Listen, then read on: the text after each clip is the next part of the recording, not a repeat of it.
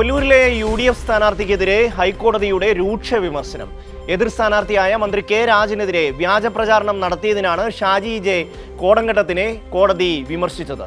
ഹൈക്കോടതി ഉത്തരവെന്ന പേരിൽ വസ്തുതാവിരുദ്ധമായ കാര്യങ്ങൾ പ്രചരിപ്പിച്ചുവെന്ന് കോടതി മാപ്പ് അപേക്ഷിക്കണമെന്നും അത് ദിനപത്രത്തിൽ പ്രസിദ്ധീകരിക്കണമെന്നും ചീഫ് ജസ്റ്റിസ് ഉത്തരവിട്ടു. ഡിജിറ്റൽ സർവേ ഉപകരണങ്ങൾ വാങ്ങിയതിൽ മന്ത്രി കെ രാജനെതിരെ ഹൈക്കോടതി അന്വേഷണത്തിന് ഉത്തരവിട്ടു എന്നായിരുന്നു ഒല്ലൂരിലെ എതിർ സ്ഥാനാർത്ഥി നടത്തിയ പ്രചരണം. ഇതിനെതിരെ ഹൈക്കോടതി രജിസ്ട്രാർക്ക് കെ രാജൻ നൽകിയ പരാതിയാണ് ചീഫ് ജസ്റ്റിസ് പരിഗണിച്ചത്. UDF സ്ഥാനാർത്ഥി LDF സ്ഥാനാർത്ഥി കൂടിയായ മന്ത്രിക്കെതിരെ വ്യാജ പ്രചരണം നടത്തിയെന്ന് കോടതി കണ്ടെത്തി. മന്ത്രി കെ രാജനെതിരെ അന്വേഷണത്തിന് ഉത്തരവിട്ടിട്ടില്ലെന്ന് കോടതി വ്യക്തമാക്കി. ഇല്ലാത്ത ഉത്തരവിനെ ഉണ്ടെന്ന രീതിയിൽ അവതരിപ്പിക്കുകയായിരുന്നു. ഇതിനായി ഹൈക്കോടതി ഉത്തരവിനെ മനഃപൂർവ്വം വളച്ചൊടിച്ചു. ഇത് നീതി നിർവഹണത്തിലുള്ള ഇടപെടലാണെന്ന് ചീഫ് ജസ്റ്റിസ് പറഞ്ഞു. കോടതിയുടെ ഉത്തരവിൽ ഇടപെടാൻ ആരെയും അനുവദിക്കില്ലെന്നും ചീഫ് ജസ്റ്റിസ് വ്യക്തമാക്കി. നേട്ടമുണ്ടാക്കാനായാണ് ഷാജി ജെ കോടങ്കണ്ടത്ത് കോടതി ഉത്തരവിനെ തെറ്റായി വ്യാഖ്യാനിച്ചത്. വാക്കുകൾ കൊണ്ട് കളിക്കരുതെന്ന് കോടതി UDF സ്ഥാനാർത്ഥിക്ക് മുന്നറിയിപ്പ് നൽകി.